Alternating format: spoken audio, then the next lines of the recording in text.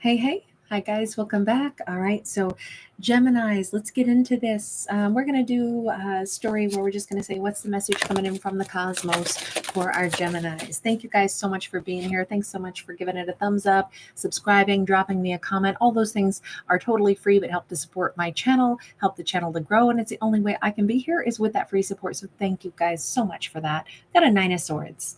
First card out says, if there is concern, worry, or distress, turn to the rest of the flock. There is support out there for Gemini that they may not be tapping into. We got a whole flock of birds. It's great to have the freedom to fly and do everything on our own and do what we want to do. But there's a lot of communities out there that exist. Like let's say our family doesn't necessarily support some, big goal that we've had. Maybe it's something specific, a hobby that we've wanted to turn into a side hustle. Well, maybe getting into some kind of say a business, breakfast bunch or something of other like-minded business entrepreneurs could be a great thing to help either gain support or even have the right kind of, I'll say, business-minded people to maybe poke holes in our theory so that then we can be successful. The best thing to do is look at how we could fail so then we can prevent that from happening. But if we have a non-supportive group around us, maybe we shouldn't just throw in the towel and say, well, I guess I can't do this because X, Y, and Z, all these people around me say it's not a good idea. But do they have the right knowledge and background? Maybe spending more time with people of like mind who also have lived through their trials and errors, who can become almost mentors, could help Gemini still hold on to their dream of what they want to do and find a way to be successful. So it just says when there is concern, worry, or distress, maybe finding the right group for group support, and that just may not always come from the arena that we would expect it to, right? Sometimes we think about turning to a family member for support, and that might not be the ideal support network. We have the Emperor. Okay, so if this is okay, that changes things. This could be a workplace romance. This could be someone that Gemini has emotions for. This could be someone older than them. This could be somebody that they are wanting to deal with, but there's a piece of them very nervous to deal with this person. Maybe it's, I don't know why I get like this could be a workplace romance with somebody who's older or the boss, and Gemini's like, oh man, I want to go down this road, but if things go belly up, then how do I keep working here? I don't know. What's the best idea? What's the best plan for this? We have an amazing Emperor, though, an absolutely amazing Emperor. Either the Gemini is perhaps wanting to take a leap of faith toward this person and tell them how they feel, and they're nervous about doing it. Could be somebody that they admire, somebody that they're attracted to. Should I do it? Should I not? We have the Fool card, which represents taking that leap of faith because, hey, Annie, wonderful to see you, sweetheart. Taking a leap of faith because everything about life is about transformation. The way we take a leap doesn't have to be like total wild chaos. We could take a leap of faith to try something that we're nervous about in life and still do it with grace. We could say, all right, I'm really nervous because I really admire you. I'm really drawn to you. And I'm nervous about what might happen if we did try dating. I know you're drawn to me too. I know this is something that I want to explore, but I'm going to be upfront and honest. Yes, I'm nervous about it, but I still want to try. That right there, we've owned it. We've owned the concern, we've owned the desire, and we've owned the fact that I'm willing to still give this a try. Sometimes it's just about organizing and admitting what we want and where our concerns are, but the fact that we still want to give it our best shot. Now, this doesn't have to be about love. For some reason, though, I feel like that Emperor is such a beautiful draw in this. Somebody could have a mustache, doesn't have to be. This could be an Aries, although even though this is a card specific for Aries, I keep thinking they're a Leo. I guess just because the sun is featured so heavily up above them. This could be somebody who sits in a chair that's like a little bit larger than what it needs to be, not like a throne per se, but they may be almost dwarfed by some kind of a chair or office chair or something that they sit in, or maybe a favorite recliner.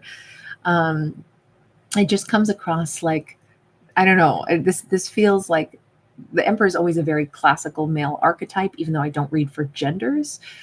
But I have to say there's an awful lot of, I don't know, they could belong to some kind of business group themselves. We've got, rams and eagles and kind of like power icons. It almost makes me think of like a Freemason or something like that. Somebody could be, they're very business oriented, whoever this person is. And I don't feel like this is the Gemini. I think this is somebody that's going to be instrumental in Gemini's life, either as a lover, a business partner, a friend, but it's somebody that they are nervous about dealing with, even though it's like, but I got to see where this thing might go. We have a Five of Wands.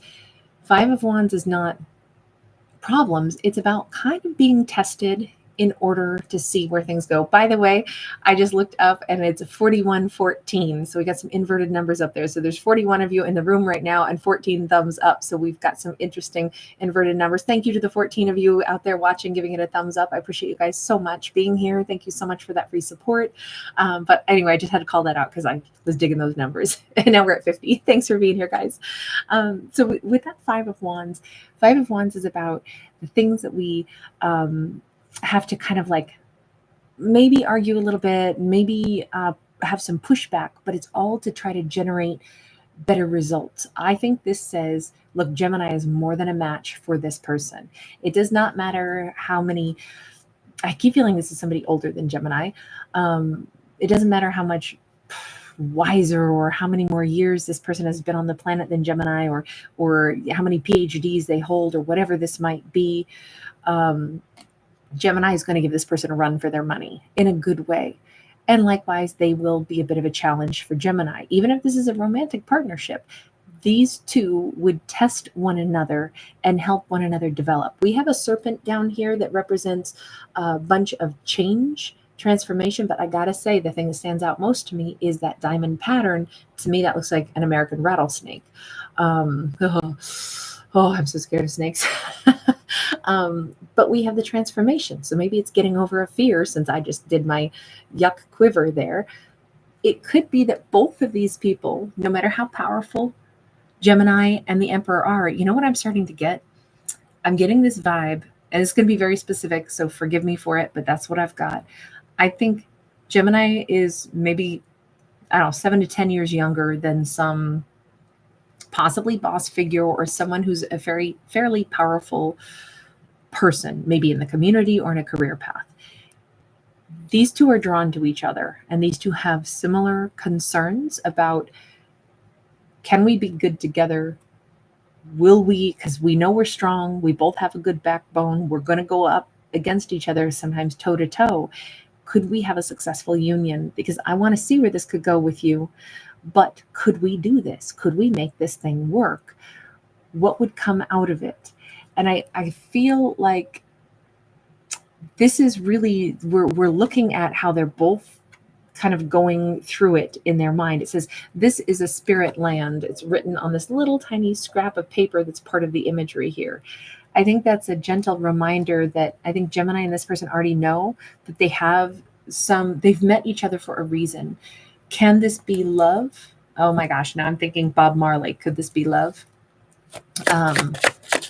I almost think that these two need more like calm, cool, reggae, good loving kind of vibes, because I think Gemini and this person exist in a fairly intense world where it's very regimented right down to their behaviors. They always, I think Gemini and this person are like almost statisticians, like they look at risk factor versus potential for growth and positive outcome. It almost feels like, when people that are in like public office or anything where they're always looking at demographics and they're always looking at the polls show this and the results are this, because I'm looking at the stats to figure out what the best move is.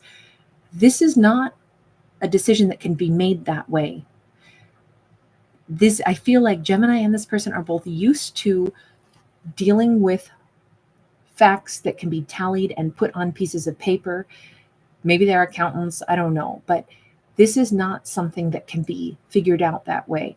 And I think they both know it. This is the spirit land. This is the place where my soul found yours for a reason. They're still approaching this potential romance with like, God, what might happen here? Could we be good together? When they both already know I've drawn to you for a reason. Three of Wands. This is so funny because I feel like these two are total dinosaurs when it comes to how they're going to either form a courtship or they're going to say, well, let's try dating, friends, courting for 3 months, and then see if we can turn it into a romantic.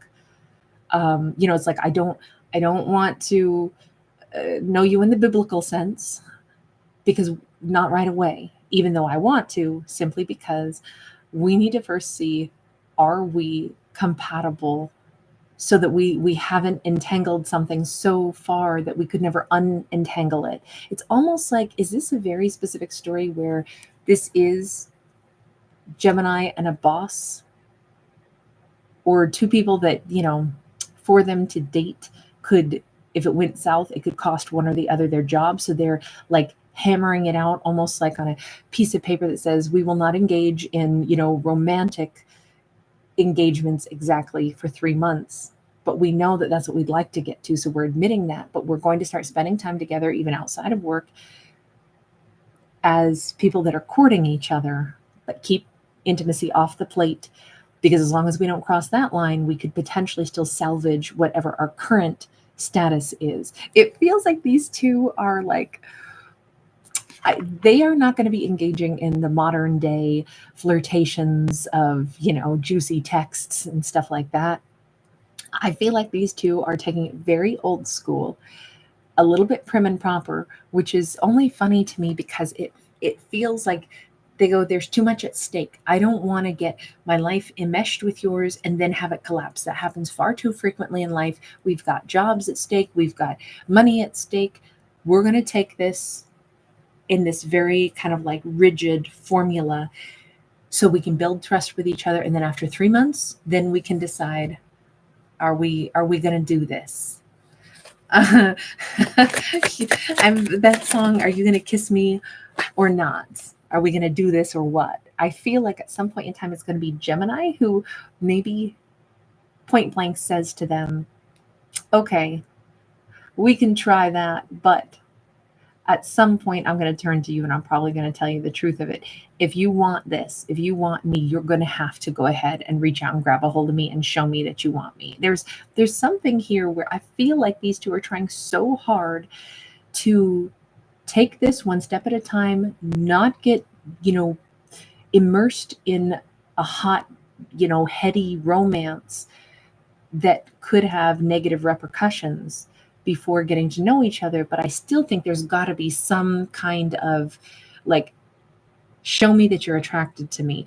I feel like this is the emperor saying, I'm going to wine and dine you and take you to highly romantic dinners, but then continue to treat you like this is a business lunch. And it's like, you're going to have to, at some point, reach out and gently, at least touch the back of my hand, for goodness sakes.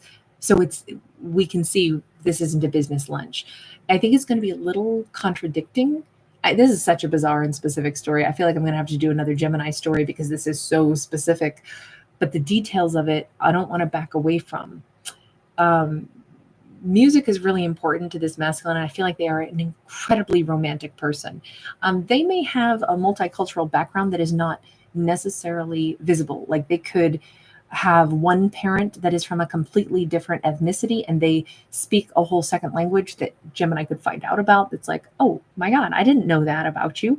That's incredible. And they could have a real richness to them, a real like layered experience. It could be a very, like I said, deep romantic, and yet that is not what they show on the surface. I actually think this is going to be a lovely way for two characters to court and get to know each other without risking their professional lives. They both have a lot to lose. And I think that's why they're doing it this way. But I actually think it's going to be a very sweet journey, one itty bitty step at a time. This feels like something that before they ever get around to having this conversation, I think this is something that is a slow burn. Two people that become interested in each other, they feel like it's kind of taboo, then finally they're going to have to discuss it. And then from there, they're going to have to embark on this journey that is going to be one baby step at a time, moving like very old fashioned to build some kind of trust, to get to know each other. And I think that this slow burn for interest and passion, I think this person's going to have very heartwarming ways to show Gemini, even though we're taking it excruciatingly slow, don't think that I'm not interested. Don't think, even though I'm showing you the tiniest gestures of affection, don't think that that's like the tip of the iceberg. Like there's a little raging inferno underneath it all. But again, self-control, one baby step at a time. We have too much at stake, too much to lose if this goes belly up. So let's very slowly get to know each other. Ace of Cups is here. I feel like, honestly, I think this person's going to fall head over heels in love with Gemini before Gemini gets there for them, but they are even more reserved than Gemini is. There's some very important gift coming. It could be a little perfume bottle, something very ornate with a really, I usually look at those as like the Egyptian blown glass, gorgeous perfume bottles. It could signify a lot more. It's something delicate. It's some kind of a glass gift that is a huge symbol of emotion. There could be a cultural significance to it. Gemini may need to ask them, why did you give me this? What does this symbolize? What is this? We really are going so slow, but all these other tiny clues about the emotions and about the depth of the feeling that's kind of being explored are going to show up in very subtle, nuanced ways. We have a Seven of Swords in the reverse. We have the Moon. It's almost like they're going to pledge something very true without saying it through this gift. They're going to be giving a symbolic offer to tell Gemini, you know this is real, right? I may not be showing you in the traditional ways. We may not have some hot and spicy intimate romance. It could be almost like very middle school, step-by-step, slow burn, but I'm going to show you my real emotions here. I think this says Gemini's going to have to listen very closely to the subcontext. That's going to be important in this relationship. Small details are going to express the depth of real emotion that is going on between these two. I think these two are going to be very gentle with one another, actually. Again, with the Moon, it's everything is in the sub context here, but it is very much present. I actually really like this whole slow burn romance. It's weird because it's like these two had to make a contract. Yes, we're interested in each other, but we're not going to show it at work. We're going to be very careful, and we're not going to leap into some passionate thing where then one or the other of us is going to have to quit. Let's keep it so that we can be upfront and honest with the business we work for, the corporation. We haven't broken any of the rules. We can both attest to that, but we are admitting that we want to see where this goes with each other in a very middle school way. But we're not middle schoolers. We're full-grown adults with very deep emotions. That is the thing that I think is going to be conveyed again and again. And it's interesting how it's like we have like a roaring river that gets going. I think this is going to be one of the most incredible romances. I think this is maybe exactly what Gemini needed to know that it's true and it's real. Maybe they start out with, a reason that they have to be so careful with this relationship, but I think it actually is a benefit to both of them because they're required to kind of stay in their own lane to a certain extent, but they've admitted that I'm thinking about you, I'm getting to know you, we both have a lot at stake, we're both going to do right by each other, neither one of us is going to cost each other anything. I don't have ill intent. I'm the real deal, and if you are too, and we build trust, this could become like a very strong friendship, partnership, romance. This is real love building and trust. Oh my God, there's so much trust in all this. The Sun in the reverse. So we have the Sun and the Moon. At some point, these two will get to the point where they're going to bring their relationship out into the sunlight, into the rest of the world. But for a period of time, they're going to keep it under wraps. But the sun and the moon is a different but complementary energy. I do feel like at some point, Gemini is going to have to give them more reassurance. You know, you've shown me with all kinds of subtle things that you care about me. I need to show you with subtle things in return that this is real for me too. And then at some point, we'll talk about bringing this whole relationship to the forefront and letting everybody know about it. This is one step at a time, nice and slow, nice and easy. Build this relationship one brick at a time. This only is between Gemini and this person. You and me have to build this relationship, nobody else. And then we can unveil it. Queen of Pentacles, Knight of Swords.